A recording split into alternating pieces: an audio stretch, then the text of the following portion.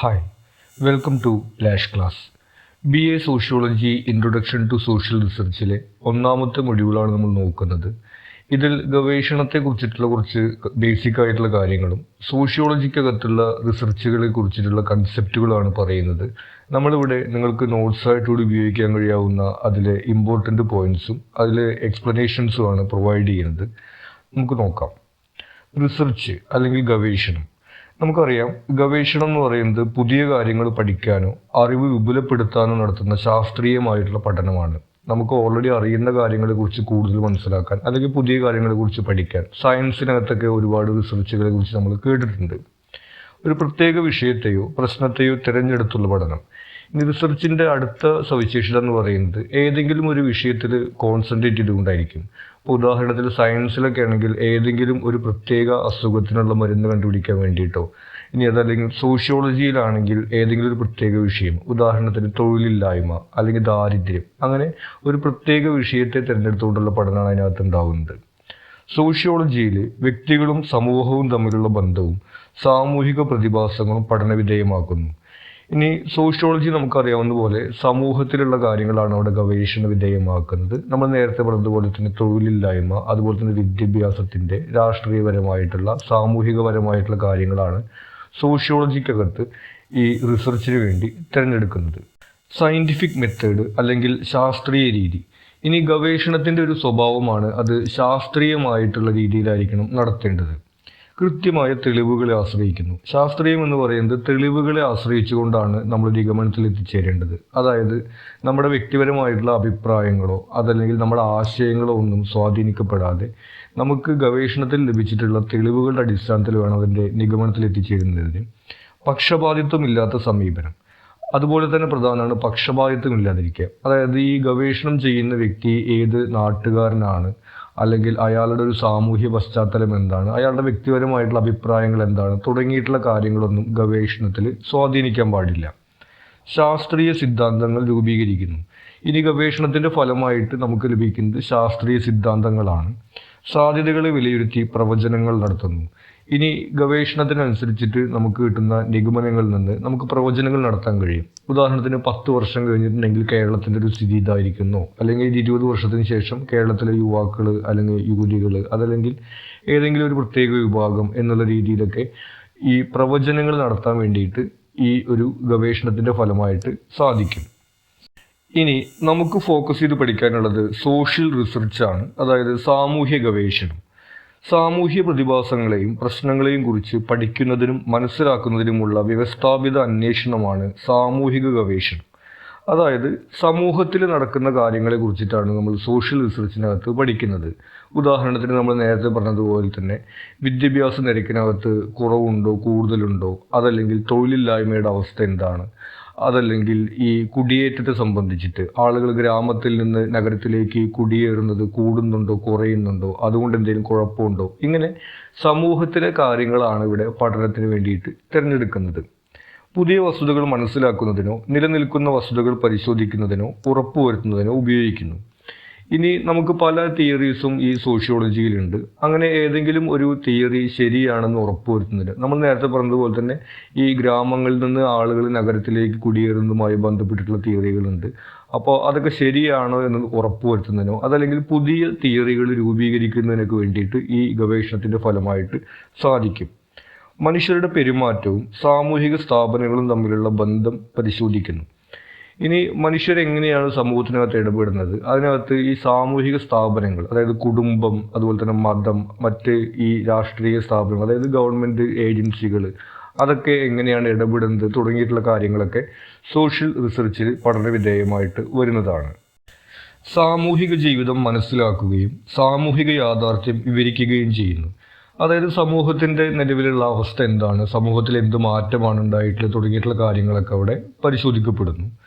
ദാരിദ്ര്യം, തൊഴിലില്ലായ്മ, സാമൂഹിക അസമത്വം തുടങ്ങിയ പ്രശ്നങ്ങൾ മനസ്സിലാക്കുന്നു. നമ്മൾ നേരത്തെ പറഞ്ഞതുപോലെ തന്നെ ദാരിദ്ര്യം, തൊഴിലില്ലായ്മ, അതുപോലെ തന്നെ സാമൂഹിക അസമത്വം, അതായത് ലിംഗപരമായിട്ടുള്ള വിവേചനങ്ങൾ ഉണ്ടെങ്കിൽ അങ്ങനെ, ജാതിപരമായിട്ടുള്ളതാണെങ്കിൽ അങ്ങനെ, അത്തരത്തിലുള്ള പ്രശ്നങ്ങളെ കുറിച്ചിട്ടൊക്കെ മനസ്സിലാക്കാൻ വേണ്ടി സാധിക്കുന്നു. പദ്ധതികളുടെ ആസൂത്രണത്തിന് സഹായിക്കുന്നു. ഇനി ഗവേഷണത്തിന്റെ മറ്റൊരു ഗുണം അല്ലെങ്കിൽ ഇത് ഉപയോഗിക്കുന്നത് സമൂഹത്തിലുള്ള പ്രശ്നങ്ങൾ കണ്ടെത്തിയാലാണ് അത് പരിഹരിക്കാൻ വേണ്ടി എന്ത് ചെയ്യാൻ പറ്റുമെന്നുള്ളത് മനസ്സിലാക്കാൻ സാധിക്കും. ആ രീതിയിൽ ഗവൺമെന്റുകൾ പുതിയ പദ്ധതികൾ രൂപീകരിക്കുമ്പോൾ ഏത് മേഖലയ്ക്കാണ് പ്രാധാന്യം കൊടുക്കേണ്ടത് എന്നുള്ള കാര്യങ്ങളൊക്കെ ഇത്തരം ഗവേഷണങ്ങളുടെ ഫലമായിട്ട് കണ്ടെത്താൻ സാധിക്കും. സമൂഹത്തിന്റെ പ്രവർത്തനം വിലയിരുത്തുകയും പരിഹാരങ്ങൾ നിർദ്ദേശിക്കുകയും ചെയ്യുന്നു. നമ്മൾ നേരത്തെ പറഞ്ഞ പോയിന്റുകളുടെ ഒരു ചുരുക്കമാണ്. ഈ രീതിയിൽ സമൂഹത്തിലുള്ള വിവിധ കാര്യങ്ങൾ മനസ്സിലാക്കുകയും അവിടെ എന്താണ് ചെയ്യേണ്ടത് എന്നനുസരിച്ചിട്ട് ഇതുപോലെ പദ്ധതികളും നയങ്ങളും ഒക്കെ രൂപീകരിക്കാൻ വേണ്ടിയിട്ട് സഹായിക്കുന്നു. ഇനി വിവിധ തരത്തിലുള്ള റിസർച്ചുകളെ കുറിച്ചിട്ടാണ് പറയുന്നത്. ആദ്യത്തേത് പ്യൂർ റിസർച്ച്, പ്രയോഗത്തിനല്ലാതെ അറിവ് നേടുന്നതിനായി നടത്തുന്നത്. പ്യൂർ റിസർച്ച് എന്ന് പറയുന്നത് ഏതെങ്കിലും ഒരു പ്രശ്നം പരിഹരിക്കുന്നതിനോ അല്ലെങ്കിൽ എന്തെങ്കിലും ഒരു കാര്യം ചെയ്യുന്നതിനോ വേണ്ടിയിട്ടല്ല, ഒരു കാര്യത്തെ കുറിച്ചിട്ട് അറിയുക, മനസ്സിലാക്കുക എന്നുള്ള ഉദ്ദേശം വെച്ചുകൊണ്ട് മാത്രം നടത്തുന്നതാണ് പ്യൂർ റിസർച്ച് എന്ന് പറയുന്നത്. പുതിയ സിദ്ധാന്തങ്ങൾ രൂപീകരിക്കുന്നതിലേക്കോ നിലനിൽക്കുന്നവ വിപുലപ്പെടുത്തുന്നതിലേക്കോ നയിക്കാം. സ്വാഭാവികമായിട്ടും മറ്റു റിസർച്ചുകളെ പോലെ അതിലെ കണ്ടെത്തലുകൾ പുതിയ തിയറികൾ ഉണ്ടാവുന്നതിനോ അല്ലെങ്കിൽ നിലവിലുള്ള തിയറികൾ വിപുലപ്പെടുത്തുന്നതിനൊക്കെ സഹായിക്കാം. ഉപയോഗപ്രദമായ പുതിയ കണ്ടെത്തലുകളിലേക്ക് നയിക്കാം. ഇനി ഈ റിസർച്ച് നടത്തുന്നത് എന്തെങ്കിലും ഒരു പ്രശ്നം പരിഹരിക്കാൻ വേണ്ടിയിട്ടല്ലെങ്കിലും ഇതിലെ കണ്ടെത്തലുകൾ പിന്നീട് മറ്റുള്ളവർക്ക് വേണമെങ്കിൽ ഒരു പ്രശ്നം പരിഹരിക്കുന്നതിന് വേണ്ടിയിട്ട് ഉപയോഗിക്കാൻ വേണ്ടി സാധിക്കും. ഉദാഹരണത്തിന് ഇപ്പോൾ ഏതെങ്കിലും ഒരു പ്രദേശത്ത് കുട്ടികളുടെ വിദ്യാഭ്യാസം കുറവാണെന്നുണ്ടെങ്കിൽ അതിനെക്കുറിച്ചിട്ട് ഒരാൾ ഗവേഷണം നടത്തി, അയാൾ അത് മനസ്സിലാക്കാൻ വേണ്ടി മാത്രമായിരിക്കും ഒരുപക്ഷെ ഗവേഷണം നടത്തിയിട്ടുണ്ടായിരിക്കാം. പക്ഷെ പിന്നീട് വേണമെങ്കിൽ മറ്റാളുകൾക്ക് അയാളുടെ ഗവേഷണത്തിലെ കണ്ടെത്തലുകൾ ഉപയോഗിച്ചിട്ട് ആ പ്രശ്നം പരിഹരിക്കാൻ വേണ്ടി സാധിക്കും. അപ്പോൾ അവിടെ നമ്മൾ കാണുന്നത് ആ ഗവേഷണം നടത്തുന്നത് ഒരു പ്രശ്നം പരിഹരിക്കാൻ വേണ്ടിയിട്ടല്ല, അറിവ് നേടുക എന്നുള്ള ഉദ്ദേശം കൊണ്ട് മാത്രമാണ്. പക്ഷെ അതിലെ കണ്ടെത്തലുകൾ പിന്നീട് നമുക്ക് ഉപയോഗിക്കുന്ന സാഹചര്യം ഉണ്ടാവാം. അടുത്തത് അപ്ലൈഡ് റിസർച്ച്, ഒരു പ്രശ്നത്തിന് പരിഹാരം കണ്ടെത്തുന്നതായി നടത്തുന്നത്. നമ്മൾ നേരത്തെ പറഞ്ഞ പ്യൂർ റിസർച്ചിൻ്റെ ഓപ്പോസിറ്റാണ് അപ്ലൈഡ് റിസർച്ച്. ഒരു പ്രശ്നം കണ്ടെത്തിയിട്ട് ആ പ്രശ്നം പരിഹരിക്കാൻ വേണ്ടിയിട്ട് നടത്തുന്ന റിസർച്ചാണ് അപ്ലൈഡ് റിസർച്ചിനകത്ത് വരുന്നത്.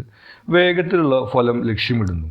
അതായത് ഒരു പ്രശ്നം ഏറ്റവും പെട്ടെന്ന് ക്രിയാത്മകമായിട്ട് പരിഹരിക്കാൻ വേണ്ടി എന്ത് ചെയ്യാൻ കഴിയും. അപ്പം നമ്മൾ നേരത്തെ പറഞ്ഞതുപോലെ തന്നെ യുവാക്കളിലെ തൊഴിലില്ലായ്മ എന്നുള്ളതാണ് ഒരു വിഷയം റിസർച്ചിന് വേണ്ടി എടുക്കുന്നുണ്ടെങ്കിൽ ആ പ്രശ്നം പരിഹരിക്കാൻ വേണ്ടി എന്ത് ചെയ്യും എന്നുള്ളതാണ് ആ റിസർച്ചിനകത്ത് ഊന്നൽ കൊടുക്കുന്നത്. കണ്ടെത്തലുകൾ അറിവിൻ്റെയോ സിദ്ധാന്തങ്ങളുടെയോ രൂപീകരണത്തിലേക്കോ വിപുലീകരണത്തിലേക്കോ നയിക്കാം. നമ്മൾ നേരത്തെ പറഞ്ഞതുപോലെ ഈ പ്യൂർ റിസർച്ചിനകത്ത് തിയറികൾ രൂപീകരിക്കുക എന്നുള്ളതാണ് പ്രാധാന്യം എന്നുണ്ടെങ്കിലും അത് ഒരുപക്ഷെ പിന്നീട് ഉപയോഗപ്രദമായിട്ടുള്ള കാര്യങ്ങളായിട്ട് മാറാമെന്ന് പറഞ്ഞു. അതുപോലെ തന്നെ ഇവിടെ നമ്മളൊരു പ്രശ്നം പരിഹരിക്കുക എന്നുള്ളതാണ് ലക്ഷ്യമെന്നുണ്ടെങ്കിലും ഈ ഗവേഷണത്തിൻ്റെ ഫലമായിട്ട് ഒരുപക്ഷെ നമുക്ക് പുതിയ തിയറികളൊക്കെ കണ്ടെത്താൻ സാധിക്കുകയും ചെയ്യും. അടുത്തത് എക്സ്പ്ലോറേറ്ററി ഓർ ഫോമുലേറ്റീവ് റിസർച്ച്. ഇവിടെ കാര്യമായ അറിവുകളില്ലാത്ത പുതിയ പ്രശ്നങ്ങളെ കുറിച്ചിട്ടുള്ള പഠനമാണ് വരുന്നത്. അതായത് മുമ്പ് സമൂഹത്തിൽ ഇല്ലാതിരുന്ന കാര്യങ്ങൾ, പുതിയതായിട്ടുണ്ടായിട്ടുള്ള പ്രശ്നങ്ങൾ, അത്തരം കാര്യങ്ങളെ കുറിച്ചിട്ടുള്ള പഠനമാണ് ഇതിനകത്ത് വരുന്നത്. ഒരു ഉദാഹരണം പറയുകയാണെങ്കിൽ നമ്മുടെ നാട്ടിൽ ആദ്യകാലത്ത് കൂട്ടുകുടുംബങ്ങളായിട്ടാണ് ആളുകൾ ജീവിച്ചിരുന്നത്. അതിനുശേഷം ഒരു ഘട്ടത്തിൽ ആളുകൾ ചെറിയ ചെറിയ അണുകുടുംബങ്ങളായിട്ട് ജീവിക്കാൻ തുടങ്ങി. അത് നമ്മുടെ സമൂഹത്തിൽ മുമ്പ് ഇല്ലാതിരുന്നൊരു കാര്യമാണ്. അപ്പോൾ അതിൻ്റെ ഫലമായിട്ട് ആളുകളുടെ ഇടയിൽ എന്തെല്ലാം ഉണ്ടായി എന്നുള്ളത് അത് ഒരു അറിവില്ലാത്തൊരു കാര്യമാണ്. അപ്പോൾ ഒരു പുതിയ കാര്യം എന്നുള്ളതിൽ അതിനെക്കുറിച്ച് പഠിക്കേണ്ടി വരും. ഇനി മറ്റൊരു ഉദാഹരണം നോക്കുകയാണെങ്കിൽ ഇപ്പോൾ മൊബൈൽ ഫോണുകൾ കുറച്ചു കാലം മുമ്പ് വരെ നമ്മുടെ നാട്ടിൽ ഇല്ലായിരുന്നു. പക്ഷേ ഇപ്പോൾ കുട്ടികൾക്കൊക്കെ മൊബൈൽ ഫോൺ ഉപയോഗിക്കാൻ കഴിയുന്ന ഒരു സാഹചര്യം ഉണ്ടായിട്ടുണ്ട്. അപ്പോൾ കുട്ടികൾ ഈ മൊബൈൽ ഫോൺ ഉപയോഗിക്കുന്നത് കൊണ്ട് ഏതൊക്കെ രീതിയിലുള്ള ഇമ്പാക്റ്റ് ആണ് ഉണ്ടാവുക എന്നുള്ളത് മുമ്പ് നമുക്ക് അറിയാത്തൊരു കാര്യമാണ്. അത് പുതിയൊരു കാര്യം എന്നുള്ള രീതിയിൽ നമുക്ക് പരിശോധിച്ച് കണ്ടെത്തേണ്ടി വരും. ആ രീതിയിൽ നമുക്ക് അറിവില്ലാത്ത കാര്യങ്ങളെ കുറിച്ചിട്ട് പുതിയ കാര്യങ്ങളെ കുറിച്ചിട്ട് നടത്തുന്ന റിസർച്ചാണ് എക്സ്പ്ലോറേറ്ററി അല്ലെങ്കിൽ ഫോമുലേറ്റീവ് റിസർച്ച് എന്ന് പറയുന്നത്. ഇതിൻ്റെ ഘടകങ്ങളായിട്ട് വരുന്നത് സാഹിത്യ നിരൂപണം, സർവേ, കേസ് സ്റ്റഡി എന്നീ ഘട്ടങ്ങളാണ്.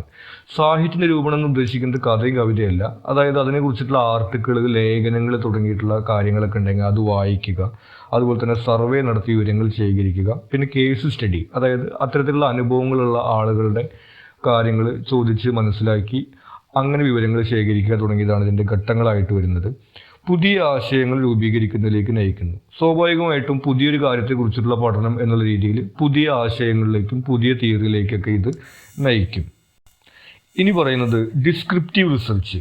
ഇതിനകത്ത് വിവരശേഖരണത്തിനാണ് പ്രാധാന്യം. ഡാറ്റ കളക്ട് ചെയ്യുന്നതാണ് ഇവിടെ പ്രധാനമായിട്ട് നടക്കുന്നത്. ഉദാഹരണത്തിന് കേരളത്തിലെ മെഡിക്കൽ കോളേജുകളിൽ ആൺകുട്ടികളാണോ പെൺകുട്ടികളാണോ കൂടുതലായിട്ട് പഠിക്കുന്നത്, അല്ലെങ്കിൽ ഒരു പ്രത്യേക ഫീൽഡ് എഞ്ചിനീയറിങ് അതല്ലെങ്കിൽ മറ്റേതെങ്കിലും ഒരു ഫീൽഡ് ഏത് വിഭാഗത്തിലുള്ള ആളുകളാണ് കൂടുതലായിട്ട് പഠിക്കുന്നത്, ഇങ്ങനെ ഒരു കാര്യം മനസ്സിലാക്കാൻ വേണ്ടിയിട്ട് അതിനെക്കുറിച്ചുള്ള ഡാറ്റ കളക്ട് ചെയ്യും. അങ്ങനെ വിവരശേഖരണം, ഇതൊരു ഉദാഹരണമായിട്ട് പറഞ്ഞതാണ്. ഈ രീതിയിൽ ഏതെങ്കിലും തരത്തിലുള്ള ഇപ്പോൾ തൊഴിലില്ലായ്മയെ സംബന്ധിച്ചിട്ട് പറയുകയാണെങ്കിൽ നമുക്ക് അതിനകത്ത് ഏത് വിദ്യാഭ്യാസമുള്ളവരാണ് കൂടുതൽ എന്നുള്ള രീതിയിൽ നമുക്ക് നോക്കാൻ വേണ്ടി സാധിക്കും, അല്ലെങ്കിൽ ഗ്രാമത്തിലാണോ നഗരത്തിലാണോ എന്നുള്ള രീതിയിൽ നോക്കാൻ വേണ്ടി സാധിക്കും. അങ്ങനെ വിവരം ശേഖരിച്ചുകൊണ്ട് നടത്തുന്ന റിസർച്ചാണ് ഈ ഡിസ്ക്രിപ്റ്റീവ് റിസർച്ചിനകത്ത് വരുന്നത്. നിരീക്ഷണം, സർവേ തുടങ്ങിയ മാർഗങ്ങൾ ഉപയോഗിക്കുന്നു. ഇത് കണ്ടെത്താൻ വേണ്ടിയിട്ട് നിരീക്ഷണവും അതുപോലെ തന്നെ സർവേ ഉപയോഗിച്ചുകൊണ്ട് ഇതിലേക്ക് ആവശ്യമായിട്ടുള്ള വിവരങ്ങൾ കണ്ടെത്താൻ സാധിക്കും. കണ്ടെത്തിയ വിവരങ്ങൾ വർഗീകരിക്കുന്നു. സ്വാഭാവികമായിട്ടും കണ്ടെത്തിയ വിവരങ്ങളെ ക്ലാസിഫൈ ചെയ്യുകയാണ് അവിടെ പിന്നെ നടക്കുന്നത്. കണ്ടെത്തിയ വിവരങ്ങൾ തുടർ പ്രവർത്തനങ്ങളിലേക്ക് നയിക്കാം. അപ്പോൾ ഈ കണ്ടെത്തിയ വിവരങ്ങളിൽ എന്തെങ്കിലും ഒരു പ്രത്യേകത ഉണ്ടെന്നുണ്ടെങ്കിൽ, ഇപ്പോൾ ഉദാഹരണത്തിന് ഗ്രാമത്തിലാണ് തൊഴിലില്ലായ്മ കൂടുതൽ, നഗരത്തിൽ കുറവാണ്, അല്ലെങ്കിൽ തിരിച്ചാണ്, അങ്ങനെ എന്തെങ്കിലുമൊക്കെ കാര്യങ്ങൾ അവിടെ കണ്ടെത്താൻ വേണ്ടി സാധിച്ചിട്ടുണ്ടെങ്കിൽ അതുമായി ബന്ധപ്പെട്ട് അടുത്തത് എന്ത് ചെയ്യാൻ വേണ്ടി കഴിയും എന്നുള്ള, അല്ലെങ്കിൽ അടുത്ത പഠനം എന്തിനെ കുറിച്ചായിരിക്കണം എന്നുള്ള കാര്യങ്ങളൊക്കെ അവിടെ തീരുമാനിക്കാൻ വേണ്ടി സാധിക്കും. അടുത്തത് ഡയഗ്നോസ്റ്റിക് സ്റ്റഡി. ഇവിടെ ഒരു കാര്യം കണ്ടെത്തി കഴിഞ്ഞിട്ടുണ്ടെങ്കിൽ അതിൻ്റെ കാരണം അന്വേഷിക്കുന്ന തരത്തിലുള്ള പഠനമാണ്. നമ്മൾ നേരത്തെ ഡിസ്ക്രിപ്റ്റീവിനകത്ത് പറഞ്ഞത് ഇങ്ങനെ വിവരങ്ങൾ വെച്ചുകൊണ്ട് ഒരു കാര്യം കണ്ടെത്താൻ ശ്രമിക്കുക എന്നതാണെങ്കിൽ, ഇവിടെ ഒരു കാര്യം നമ്മൾ കണ്ടെത്തി എന്നിട്ട് അതിൻ്റെ കാരണങ്ങളെക്കുറിച്ച് അന്വേഷിക്കുകയാണ്. ഇപ്പോൾ ഉദാഹരണത്തിന് ഇപ്പോൾ കേരളത്തിലെ മെഡിക്കൽ കോളേജുകളിൽ ആൺകുട്ടികളെക്കാളും വളരെയധികം കൂടുതൽ പെൺകുട്ടികളാണ് പഠിക്കുന്നത്.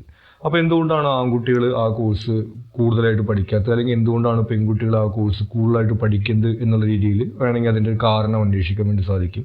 അതൊരു പ്രശ്നമാണ് എന്നുള്ള രീതിയിലല്ല ഞാൻ പറയുന്നത്, ഒരു പ്രതിഭാസത്തിൻ്റെ ഒരു കാരണം അന്വേഷിക്കുക എന്നുള്ള രീതിയിലാണ്. അപ്പോൾ മറ്റൊരു ഉദാഹരണം പറയുകയാണെങ്കിൽ, ഇപ്പോൾ ഗ്രാമത്തിലാണ് തൊഴിലില്ലായ്മ കൂടുതൽ അല്ലെങ്കിൽ നഗരത്തിലാണ് എന്ന് നമ്മൾ കണ്ടെത്തി കഴിഞ്ഞിട്ടുണ്ടെങ്കിൽ അതിൻ്റെ കാരണം എന്താണെന്ന് അന്വേഷിക്കുക. ആ രീതിയിൽ ഒരു പ്രതിഭാസത്തിൻ്റെ കാരണം അന്വേഷിക്കുന്ന തരത്തിലുള്ള റിസർച്ചാണ് ഡയഗ്നോസ്റ്റിക് സ്റ്റഡിയിൽ വരുന്നത്.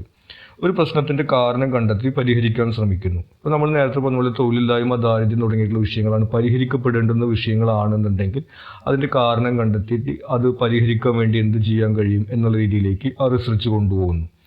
വിഷയത്തെക്കുറിച്ചിട്ടുള്ള കൃത്യമായ അറിവ്, വിവരശേഖരണം എന്നിവ പ്രധാനം. സ്വാഭാവികമായിട്ടും ഒരു പരിഹാരം നിർണ്ണയിക്കുന്നതിന് വേണ്ടിയിട്ട് ആ വിഷയത്തെക്കുറിച്ചിട്ട് കൃത്യമായിട്ടുള്ള അറിവ് ഉണ്ടായിരിക്കണം. കൂടാതെ തന്നെ കൃത്യമായിട്ടുള്ള വിവരങ്ങൾ ശേഖരിക്കുക എന്നുള്ളതും ഡയഗ്നോസ്റ്റിക് സ്റ്റഡിയുടെ ഭാഗമാണ്. ഇനി പറയുന്നത് ആക്ഷൻ റിസർച്ച്. ഒരു പ്രവൃത്തിയുടെ ഫലത്തെക്കുറിച്ചിട്ടുള്ള വിശകലനമാണ് ഈ ആക്ഷൻ റിസർച്ചിനകത്ത് വരുന്നത്. ഒരു പ്രവൃത്തി എന്ന് പറയുന്നത് ഗവൺമെൻറ് പുതിയതായിട്ട് നടപ്പിലാക്കിയിട്ടുള്ള ഒരു നയമായിരിക്കാം, അതല്ലെങ്കിൽ ഒരു പദ്ധതി ആയിരിക്കാം. ഒരു ഉദാഹരണം പറയുകയാണെങ്കിൽ, ഈ ബൈക്കിൽ യാത്ര ചെയ്യുന്ന ആളുകൾ രണ്ടുപേരും ഹെൽമെറ്റ് വെക്കണം എന്ന് പറഞ്ഞിട്ടൊരു നയം ഗവൺമെൻറ് നടപ്പിലാക്കി. അപ്പോൾ ഒരു റിസർച്ച് എന്നുള്ള രീതിയിൽ വേണമെങ്കിൽ നമുക്ക് നടത്താൻ വേണ്ടി സാധിക്കും. ഈ ഒരു നിയമം വന്നതിന് ശേഷം റോഡ് ആക്സിഡൻറ്റുകളിൽ കുറവുണ്ടായിട്ടുണ്ടോ, അല്ലെങ്കിൽ ഈ റോഡ് ആക്സിഡൻറ്റുമായി ബന്ധപ്പെട്ടിട്ടുള്ള മരണങ്ങളിൽ കുറവുണ്ടായിട്ടുണ്ടോ എന്നുള്ള രീതിയിൽ നമുക്ക് റിസർച്ച് നടത്താൻ വേണ്ടി സാധിക്കും. ഒരു നയവുമായി ബന്ധപ്പെട്ടിട്ട് അല്ലെങ്കിൽ മറ്റു പദ്ധതികളുമായി ബന്ധപ്പെട്ടിട്ട് ഇത്തരത്തിലുള്ള റിസർച്ച് നടത്താൻ വേണ്ടി സാധിക്കും. ഈ രീതിയിൽ ഒരു പ്രവൃത്തിയുടെ ഫലത്തെക്കുറിച്ചിട്ട് നടത്തുന്ന റിസർച്ചാണ് ആക്ഷൻ റിസർച്ച് എന്ന് പറയുന്നത്. പദ്ധതികൾ, പരിപാടികൾ എന്നിവയുടെ ഫലവും ഏത് തരത്തിലുള്ള പദ്ധതിയാണ് ഫലപ്രദമെന്നും പഠിക്കുന്നു. ഇനി പലതരത്തിലുള്ള പദ്ധതികൾ, പലതരത്തിലുള്ള പരിപാടികൾ ഉണ്ടെന്നുണ്ടെങ്കിൽ ഏതാണ് നല്ലത് എന്നുള്ള രീതിയിൽ അവിടെ ഒരു പഠനം നടത്താൻ വേണ്ടി സാധിക്കും. ഓരോന്നിൻ്റെയും ഫലം എത്രമാത്രം ഉണ്ടെന്നുള്ള രീതിയിലൊക്കെ അവിടെ പഠനം നടത്താൻ വേണ്ടി സാധിക്കും. ഇനി ഈ ആക്ഷൻ റിസർച്ചിൽ തന്നെ പല ടൈപ്പുകളുണ്ട്. അതിൽ ആദ്യം പറയുന്നത് ക്ലാസിക്കൽ ഡിസൈൻ. പദ്ധതിയും ഗവേഷണവും തമ്മിൽ ബന്ധമില്ല. അതായത് പദ്ധതി ഇപ്പോൾ നേരത്തെ പറഞ്ഞ പോലെ ഗവൺമെൻറ് നടപ്പിലാക്കിയ കാര്യമാണ്. റിസർച്ച് നടത്തുന്നത് ഒരു സ്വകാര്യ ഇൻസ്റ്റിറ്റ്യൂട്ടാണ്, അല്ലെങ്കിൽ ഒരു മാധ്യമം, ഒരു TV ന്യൂസ് ചാനലോ അല്ലെങ്കിൽ ഒരു പത്രമോ ആണ് ഈ ഒരു കാര്യത്തെക്കുറിച്ചിട്ട് റിസർച്ച് നടത്തുന്നത്. അവർക്ക് ഇത് നടപ്പിലാക്കിയ ആളുകളുമായിട്ട് യാതൊരു ബന്ധവുമില്ല. ഗവേഷണവും ഈ പ്രവൃത്തിയും രണ്ടും രണ്ടായിട്ട് നിൽക്കുന്നു. അതാണ് ക്ലാസിക്കൽ ഡിസൈൻ എന്ന് പറയുന്നത്. അടുത്തത് independence of action and research. പദ്ധതി നിർവഹണവും ഗവേഷണവും വ്യത്യസ്ത ഏജൻസികൾ നടത്തുന്നു. ഇവിടെ ഇത് രണ്ടിലും പുറകിൽ ഒരാൾ തന്നെയാണ് ഉണ്ടാവുക. അതായത് ഗവൺമെൻറ് ഒരു പദ്ധതി നടപ്പിലാക്കി, അല്ലെങ്കിൽ നമ്മൾ നേരത്തെ പറഞ്ഞ പോലെ ഒരു റോഡ് ട്രാഫിക് നിയമം നടപ്പിലാക്കി, ഇപ്പം നേരത്തെ പറഞ്ഞ പോലെ, അല്ലെങ്കിൽ AI ക്യാമറ എന്ന് പറയുന്ന സംവിധാനം വന്നു. അതിൻ്റെ ഫലം എന്താണെന്നുള്ള റിസർച്ച് നടത്താൻ വേണ്ടിയിട്ട് ഗവൺമെൻറ് തന്നെ ഒരു ഏജൻസിനെ ഏൽപ്പിക്കാം. ഒരു യൂണിവേഴ്സിറ്റീനെയോ അല്ലെങ്കിൽ മറ്റേതെങ്കിലും ഒരു റിട്ടയർഡ് ജഡ്ജിനെയോ അങ്ങനെ ആരെങ്കിലുമൊക്കെ അത് റിസർച്ച് ചെയ്യാൻ വേണ്ടിയിട്ട് ഏൽപ്പിക്കുക. അവിടെ ഇത് രണ്ട് വ്യത്യസ്ത ഏജൻസികളാണ് നടത്തുന്നത്. പക്ഷെ പ്രവൃത്തി നടത്തിയ ആളുകൾ തന്നെയാണ് ഈ രണ്ട് ഏജൻസികളെയും നിയമിച്ചിട്ടുള്ളത്. ഈ രീതിയിൽ ഈ പ്രവൃത്തിയും അതുപോലെ തന്നെ റിസർച്ചും രണ്ട് വ്യത്യസ്ത ഏജൻസികൾ നടത്തുന്ന സംവിധാനമാണ് ഇൻഡിപെൻഡൻസ് ഓഫ് ആക്ഷൻ ആൻഡ് റിസർച്ചിനകത്ത് വരുന്നത്. അടുത്തത് research is part of action. ഇവിടെ ഗവേഷണം നടത്തി വിലയിരുത്തണമെന്നത് പദ്ധതിയുടെ തന്നെ ഭാഗമാണ്. ഉദാഹരണത്തിന് നമ്മൾ നേരത്തെ പറഞ്ഞതുപോലെ ഒരു റോഡ് നിയമവുമായി ബന്ധപ്പെട്ടിട്ടുള്ള ഒരു നയം നടപ്പിലാക്കുന്നു. ആ നയം നടപ്പിലാക്കുന്ന സമയത്ത് തന്നെ അതിൻ്റെ ഇഫക്റ്റ് എന്താണ്, ഫലം എന്താണെന്നുള്ള കാര്യം പഠനവിധേയമായിട്ട് കണ്ടെത്തണമെന്നുള്ളത് തീരുമാനിച്ചിട്ടുണ്ടായിരിക്കാം. ഏത് തരത്തിലുള്ള പഠനം എന്നത് പദ്ധതി നിർവാഹകർ തീരുമാനിക്കുന്നു. അപ്പോൾ എന്തിലാണ് ഫോക്കസ് ചെയ്യേണ്ടതെന്നുള്ള കാര്യം ഈ പദ്ധതി നടപ്പിലാക്കുന്ന ആളുകളാണ് തീരുമാനിക്കുന്നത്. ഇപ്പോൾ ഉദാഹരണത്തിന് ഈ ഒരു നയത്തിൻ്റെ ഭാഗമായിട്ട് ആക്സിഡൻറ്റുകൾ കുറയുന്നുണ്ടോ എന്നുള്ളതാണ് അവരൊരു പക്ഷേ ഫോക്കസ് ചെയ്യാൻ തീരുമാനിക്കുന്നുണ്ടായിരിക്കുക. അതുകൊണ്ട് ആളുകൾക്ക് ബുദ്ധിമുട്ടുണ്ടാവുന്നുണ്ടോ ഇല്ലയോ എന്നുള്ളത് ഒരുപക്ഷെ ആ പഠനത്തിൻ്റെ ഫോക്കസ് ആക്കാൻ വേണ്ടി അവർ തീരുമാനിച്ചിട്ടുണ്ടായിരിക്കില്ല. ആ രീതിയിൽ ആ പദ്ധതി നടപ്പിലാക്കുന്ന ആളുകൾ തന്നെ ആ ഒരു റിസർച്ച് കൂടി നടത്തുന്ന സംവിധാനമാണ് research is part of action എന്ന് പറയുന്നത്. അതിൻ്റെ ഒരു ഗുണം എന്ന് പറയുന്നത് ആ ഒരു റിസർച്ചിന് ശേഷം എന്തെങ്കിലും മാറ്റം വരുത്താനുണ്ടെങ്കിൽ അതൊക്കെ വരുത്താൻ വേണ്ടി സാധിക്കുമെന്നുള്ളതാണ്. അടുത്തത് ആക്ഷൻ ഫോർ റിസർച്ച്. വ്യത്യസ്ത സമീപനങ്ങളിലൂടെ ഒരു പ്രശ്നത്തെ സമീപിക്കുന്നു. ഗവേഷണത്തിന് ശേഷം ഏതാണ് മികച്ചതെന്ന് തീരുമാനിക്കുന്നു. ഇവിടെ വരുന്നത് ഒരു പ്രശ്നത്തിന് അല്ലെങ്കിൽ ഒരു കാര്യത്തിന് പല രീതിയിലുള്ള സമീപനങ്ങൾ ഉണ്ടായിരിക്കാം. അതിൽ ഏതാണ് നല്ലത് എന്നുള്ളത് തീരുമാനിക്കുന്നതാണ് ഇവിടെ നടക്കുന്നത്. ഇപ്പോൾ ഉദാഹരണത്തിന് ഈ കുട്ടികൾക്ക് സ്കൂളിനകത്ത് നിന്ന് ഫുഡ് കൊടുക്കുന്നുണ്ട്, അതുപോലെ തന്നെ ചിലപ്പോൾ പുസ്തകങ്ങൾ കൊടുക്കുന്നുണ്ട്.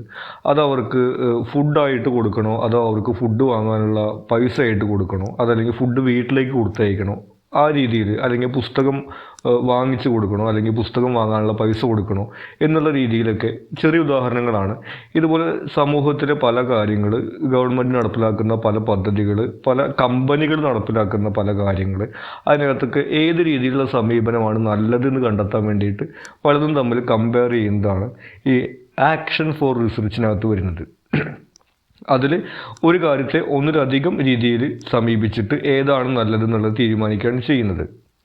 ഇനി റിസർച്ച് കം ആക്ഷൻ. ഗവേഷണവും പദ്ധതി നിർവഹണവും ഒരുമിച്ച് തയ്യാറാക്കി നടത്തുന്നു. ഗവേഷണ ഫലം അനുസരിച്ചിട്ട് ആവശ്യമായ മാറ്റങ്ങൾ വരുത്താം. ഇവിടെ ഈ ഒരു പദ്ധതി നടപ്പിലാക്കുന്നതിൻ്റെ കൂടെ തന്നെ ഗവേഷണം നടത്തുക എന്ന് പറയുന്നത് നടത്തുന്നുണ്ട്. ഈ ഗവേഷണത്തിൽ കണ്ടെത്തുന്ന കാര്യങ്ങൾക്കനുസരിച്ചിട്ട് ഈ പദ്ധതികൾക്ക് മാറ്റങ്ങൾ വരുത്തിക്കൊണ്ടിരിക്കുന്ന രീതിയാണ് ഇതിനകത്ത് നടക്കുന്നത്. ഇനി പറയുന്നത് limitations of social science research. ഇനി ഈ സാമൂഹ്യശാസ്ത്ര ഗവേഷണത്തിൻ്റെ പരിമിതികളെ കുറിച്ചിട്ടാണ് പറയുന്നത്. ആദ്യത്തേത്, ഗവേഷകൻ അല്ലെങ്കിൽ ഗവേഷക ഉൾപ്പെടുന്ന സമൂഹത്തെക്കുറിച്ചുള്ള പഠനമായതിനാൽ വസ്തുനിഷ്ഠമാകുന്നതിന് പരിമിതിയുണ്ട്. അതായത് ഈ ഗവേഷണം ചെയ്യുന്ന ആൾ സമൂഹത്തെ കുറിച്ചിട്ടാണ് പഠിക്കുന്നത്. ഇയാളും വാസ്തവത്തിൽ ആ സമൂഹത്തിൻ്റെ തന്നെ ഒരു ഭാഗമാണ്. അപ്പോൾ ആ സമൂഹത്തിൻ്റെ നേരത്തെ പറഞ്ഞുകൊണ്ടുള്ള കാഴ്ചപ്പാടുകൾ, വിശ്വാസങ്ങൾ തുടങ്ങിയിട്ടുള്ള കാര്യങ്ങളാലൊക്കെ സ്വാധീനിക്കപ്പെട്ടിട്ടുള്ള ഒരു വ്യക്തി തന്നെയായിരിക്കും ഈ ഗവേഷണം നടത്തുന്നത്. അപ്പോൾ പൂർണ്ണമായിട്ടും വസ്തുനിഷ്ഠമായിട്ടൊരു ഗവേഷണം നടത്താൻ ഒരുപക്ഷെ പരിമിതികൾ ഉണ്ടായിരിക്കാം എന്നുള്ളതാണ് ഒന്ന്. ഇനി മനുഷ്യർ സർവേകളിൽ കൃത്യമായ വിവരങ്ങൾ നൽകാതിരിക്കാം. രണ്ടാമത്തത്, മനുഷ്യർ എപ്പോഴും സത്യം പറയണമെന്നില്ല എന്നുള്ളതാണ്. ഇപ്പം ഒരാൾ സർവേ ചെയ്യാൻ വേണ്ടി നമ്മുടെ അടുത്തേക്ക് വന്നു വെച്ചിട്ടുണ്ടെങ്കിൽ നമുക്ക് തന്നെ ആലോചിച്ചറിയാൻ വേണ്ടി കഴിയും. നമ്മളെല്ലാ ചോദ്യങ്ങൾക്കും കൃത്യമായിട്ട് ഉത്തരം പറയണമെന്നില്ല. ഒരുപക്ഷെ സർവേ ചെയ്യാൻ വന്നിട്ടുള്ള ആളെ ഒന്ന് ഇമ്പ്രസ് ചെയ്യാൻ വേണ്ടിയിട്ടോ, അതല്ലെങ്കിൽ മറ്റുള്ളവരുടെ മുമ്പിൽ നമുക്ക് ചില കാര്യങ്ങൾ പറയാൻ ബുദ്ധിമുട്ടുള്ളത് കൊണ്ടോ നമ്മൾ ചിലപ്പോൾ ചില കാര്യങ്ങളൊക്കെ നുണ പറയാൻ സാധ്യതയുണ്ട്. ഈ രീതിയിലുള്ള കാര്യങ്ങളൊക്കെ ഗവേഷണത്തിൻ്റെ ഒരു പരിമിതിയാണ്. ഇനി ഗവേഷകരുടെയും പഠനവിധേയമാകുന്നവരുടെയും വ്യക്തിമൂല്യങ്ങൾ സ്വാധീനിക്കാം. നമ്മൾ നേരത്തെ പറഞ്ഞതുപോലെ തന്നെ ഒന്ന്, ഗവേഷണം ചെയ്യുന്ന വ്യക്തിയുടെ വ്യക്തിമൂല്യങ്ങൾ അല്ലെങ്കിൽ വിശ്വാസങ്ങൾ തുടങ്ങിയിട്ടുള്ള കാര്യങ്ങൾ ഒരു പക്ഷപാതത്തെ ഉണ്ടാക്കാം. അല്ലെങ്കിൽ ഈ പഠനവിധേയമാകുന്ന ആളുകൾ, സർവേയിലൊക്കെ പങ്കെടുക്കുന്ന ആളുകൾ അവരുടെ വിശ്വാസത്തിൻ്റെയൊക്കെ ഭാഗമായിട്ട് അല്ലെങ്കിൽ അവരുടെ രാഷ്ട്രീയപരമായ കാരണങ്ങളാലൊക്കെ അവർ ഇതുപോലെ കൃത്യമായിട്ടുള്ള ഉത്തരം നൽകാതിരിക്കാം. ഇങ്ങനെയുള്ള കാര്യങ്ങളൊക്കെയാണ് ഇതിൻ്റെ പരിമിതികളായിട്ട് വരുന്നത്. അടുത്തത് ഗവേഷണവുമായി ബന്ധപ്പെട്ട പ്രധാനപ്പെട്ട ഒരു കൺസെപ്റ്റാണ് ഒബ്ജക്റ്റിവിറ്റി. ഇതുകൊണ്ട് ഉദ്ദേശിക്കുന്നത് വസ്തുതകൾ വിലയിരുത്തി തെളിവുകളെ അടിസ്ഥാനമാക്കിയുള്ള നിഗമനമായിരിക്കണം എന്നാണ് പറയുന്നത്. അതായത് ഒബ്ജക്റ്റിവിറ്റി എന്ന് പറയുന്നത് വസ്തുനിഷ്ഠത എന്നാണ് അതിൻ്റെ മലയാളം വാക്ക്. അതായത് ഈ ഗവേഷണം നടത്തുന്ന വ്യക്തിയുടെ വിശ്വാസങ്ങളോ അഭിപ്രായങ്ങളോ സ്വാധീനിക്കപ്പെടാതെ കണ്ടെത്തിയിട്ടുള്ള തെളിവുകളുടെ അടിസ്ഥാനത്തിൽ മാത്രമായിരിക്കണം നിഗമനം നടത്തേണ്ടതെന്നുള്ളത് പ്രധാനമായിട്ടുള്ള കാര്യമാണ്. ഗവേഷകരുടെ വ്യക്തിപരമായ അഭിപ്രായങ്ങൾ ഇത് തടസ്സപ്പെടുത്താം. അതിൻ്റെ പ്രശ്നങ്ങളൊക്കെ വരുന്നത് ഇതാണ്, അവരുടെ വ്യക്തിപരമായിട്ടുള്ള അഭിപ്രായങ്ങൾ കൊണ്ട് അവരതിൻ്റെ റിസൾട്ട് വരുന്ന സമയത്ത് ഒരുപക്ഷെ അത് സ്വാധീനിക്കപ്പെടാം. അതാണ് ഒരു കാര്യമുള്ളത്. ധാർമ്മിക പ്രശ്നങ്ങൾ, ഗവേഷണത്തിന് പണമോ വിവരങ്ങളോ നൽകുന്നവരോടുള്ള വിധേയത്വം ഇത് തടസ്സപ്പെടുത്താം. ഇപ്പോൾ മറ്റൊരു പ്രശ്നം എന്ന് പറയുന്നത് ധാർമ്മികമായിട്ടുള്ള കാര്യമാണ്. ഇപ്പോൾ ഗവേഷണം നടത്താൻ വേണ്ടിയിട്ട് പണം ആവശ്യമുണ്ട്. ഇപ്പോൾ ഉദാഹരണത്തിന് ഗവൺമെൻറ്റാണ് ഒരാളെ റിസർച്ച് നടത്താൻ വേണ്ടി ഏൽപ്പിച്ചെന്ന് വിചാരിക്കുക. ഒരു പക്ഷേ അയാൾ റിസർച്ചിൻ്റെ ഫലമായിട്ട് ഗവൺമെൻറ്റിന് അനുകൂലമായിട്ടുള്ള രീതിയിൽ അതിൻ്റെ ഫലം എഴുതാം. അതല്ലെങ്കിൽ വേറെ ഒരു കമ്പനികളോ വ്യക്തികളോ ഒക്കെ പണം കൊടുക്കുന്നുണ്ടെങ്കിൽ അവർക്ക് അനുകൂലമായിട്ട് അല്ലെങ്കിൽ അവരെ സഹായിക്കുന്ന രീതിയിൽ റിസർച്ചിൻ്റെ ഫലം എഴുതാം. അതല്ലെങ്കിൽ അവർക്ക് മറ്റുള്ള രീതിയിലുള്ള വിധേയത്വങ്ങൾ ഉണ്ടെങ്കിൽ അതൊക്കെ ഈ ഒരു ഒബ്ജക്റ്റിവിറ്റിക്ക് തടസ്സമായിട്ട് വരാം. ഇനി ഇത് കൺട്രോൾ ചെയ്യുന്നതിന് വേണ്ടിയിട്ടുള്ള കാര്യങ്ങളാണ് പറയുന്നത്. ക്ഷമ, ആത്മനിയന്ത്രണം എന്നിവയിലൂടെ ഇത് മറികടക്കാം. അതായത് ഇത്തരത്തിലുള്ള ടെംപ്റ്റേഷൻസ് വരുന്ന സമയത്ത് ആത്മനിയന്ത്രണം പാലിക്കുക എന്ന് പറയുന്നത് ഗവേഷകർക്ക് വളരെ നിർണായകമായിട്ടൊരു ഗുണമാണ്. പിന്നീട് തുറന്ന മനസ്സ്, സംഘം ചേർന്നുള്ള പഠനം എന്നിവ സഹായകമാണ്. തുറന്ന മനസ്സെന്ന് പറയുന്നത് നമ്മുടെ വിശ്വാസങ്ങൾക്ക് എതിരായിട്ടുള്ള കാര്യങ്ങളൊക്കെ ഒരുപക്ഷെ നമുക്ക് ഗവേഷണത്തിൽ കണ്ടെത്താൻ സാധിച്ചേക്കാം. അപ്പോൾ അതിനെ ഒരു തുറന്ന മനസ്സോടുകൂടി സ്വീകരിക്കാൻ തയ്യാറാവണം. മറ്റൊന്ന് സംഘം ചേർന്നുള്ള പഠനം, അതായത് ഒരാളുടെ അഭിപ്രായം സ്വാധീനിക്കപ്പെടുക എന്നുള്ള പോലെയല്ല. ഒന്നിലധികം ആളുകൾ ചേർന്നാണ് ഗവേഷണം നടത്തുന്നുണ്ടെങ്കിൽ പലർക്കും പല അഭിപ്രായങ്ങളായിരിക്കാം. അപ്പോൾ അങ്ങനെ ഒരാളുടെ അഭിപ്രായം കൊണ്ട് സ്വാധീനിക്കപ്പെടുന്ന സാഹചര്യം ഉണ്ടാവില്ല. ഇങ്ങനെ ഈ രീതിയിൽ ഗവേഷണത്തിന് ഒബ്ജക്റ്റിവിറ്റി നിലനിർത്തുന്നത് വളരെ നിർണായകമാണ്. ഇതിൻ്റെ ഓപ്പോസിറ്റാണ് ഇനി സബ്ജക്റ്റിവിറ്റി എന്ന് പറയുന്നത്. സബ്ജക്റ്റിവിറ്റി എന്ന് പറയുന്നത് കണ്ടെത്തുന്ന കാര്യങ്ങൾക്ക് അല്ലാതെ ഈ വ്യക്തികൾക്ക് പ്രാധാന്യം കൊടുക്കുന്ന കാര്യമാണ്. അതായത് ഗവേഷണം നടത്തുന്ന വ്യക്തിക്കോ അല്ലെങ്കിൽ ഈ പഠനവിധേയമാക്കപ്പെടുന്ന വ്യക്തിക്കോ പ്രാധാന്യം വരുന്ന കാര്യങ്ങളാണ് സബ്ജക്റ്റിവിറ്റി എന്ന് പറയുന്നത്. സാധാരണഗതിക്ക് ഗവേഷണത്തിനകത്ത് അത് നല്ലതല്ല, ഒബ്ജക്റ്റിവിറ്റിയാണ് വേണ്ടതെന്നാണ് പറയുന്നത്. ഇനി ഗവേഷണത്തിൻ്റെ ധാർമ്മികതയുമായി ബന്ധപ്പെട്ട പ്രശ്നങ്ങളാണ് പറയുന്നത്. Ethical issues. അതിൽ വരുന്നത് ആളുകളെ അവരുടെ അറിവില്ലാതെ പഠനവിധേയമാക്കുന്നു. ഗവേഷണത്തെക്കുറിച്ച് അറിഞ്ഞാൽ അവരുടെ മറുപടികൾ മാറിയേക്കാം എന്നതിനാലാണിത്.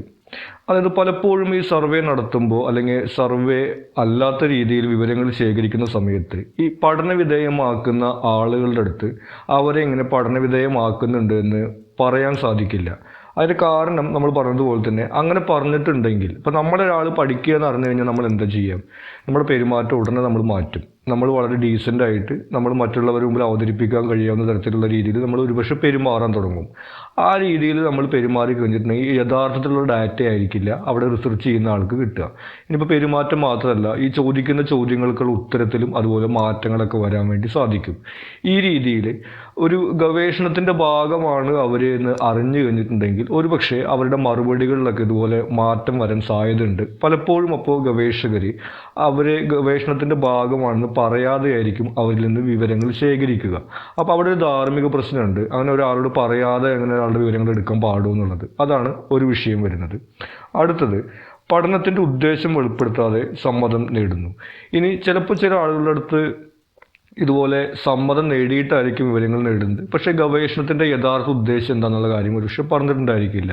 കാരണം ഗവേഷണത്തിൻ്റെ ഉദ്ദേശം എന്താണെന്ന് ഒരാൾക്ക് അറിയുമെന്നുണ്ടെങ്കിൽ അയാൾ ആഗ്രഹിക്കുന്ന തരത്തിൽ ഗവേഷണത്തിൻ്റെ റിസൾട്ട് വരാൻ വേണ്ടിയിട്ട് അയാൾ ഒരുപക്ഷെ അയാളുടെ മറുപടികൾ മാറ്റിയേക്കാം എന്നുള്ള കാരണങ്ങൾ കൊണ്ട് കൃത്യമായിട്ടുള്ള വിവരങ്ങൾ ഒരുപക്ഷെ കൊടുക്കാൻ സാധിക്കില്ല. അടുത്തത് ഗവേഷണത്തെക്കുറിച്ച് തെറ്റായ വിവരങ്ങൾ നൽകുന്നു. ഇനി ഗവേഷണം എന്തിനു വേണ്ടിയിട്ടാണെന്നുള്ളതിനെ കുറിച്ചിട്ട് ഒരു പക്ഷേ നുണ പറയേണ്ടി വരും. അപ്പോൾ ഗവൺമെൻറ്റിൻ്റെ എന്തെങ്കിലും ഒരു സർവേ ആണെന്നോ അങ്ങനെയൊക്കെ പറഞ്ഞിട്ടായിരിക്കും ഒരുപക്ഷെ ചിലപ്പോൾ ഈ വിവരങ്ങൾ ശേഖരിക്കുന്നത്. അങ്ങനെ ആ രീതിയിൽ തെറ്റായ വിവരം നൽകിയിട്ട് അവരിൽ നിന്ന് വിവരങ്ങൾ ശേഖരിക്കുക എന്ന് പറയുന്നത് അത് ധാർമ്മികമായിട്ട് ശരിയാണോ എന്നുള്ളൊരു ചോദ്യം അവിടെ വരുന്നുണ്ട്.